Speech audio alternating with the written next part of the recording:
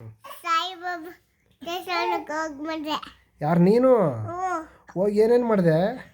ನಾನು ಪೂಜೆ ಮಾಡಿದೆ, ಆಮೇಲೆ ಪ್ರಸಾದ ತಿಂದೆ, ಆಮೇಲೆ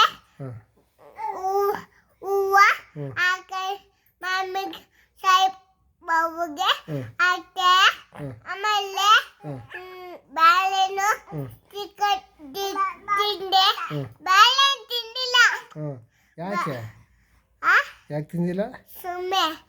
ಆಮೇಲೆ ಕಾಳು ಕುಟ್ಬಿಟ್ಟೆ. ಆಮೇಲೆ ಅದು ಬುಡ್ಡ ಕೂಡ ಪಾನೆ ನೆಲೆ. ಆಮೇಲೆ ಆಮೇಲೆ ಕಾಳಮ್ಮ ಬಿಸ್ಕೆಟ್ ಕೊಡ್ತಾ? ಅದೆಲ್ಲ ಒಡೆ. ಹೌದಾ? ಹಾಂ, ಸರಿ ಕಪ್ಪ, ಹಂಗಾರ ಅಷ್ಟೊಂದು ಮಾಡಿದ್ದೀನಿ ನೀನು ಅಲ್ವಾ? ಸರಿ ಕಪ್ಪ.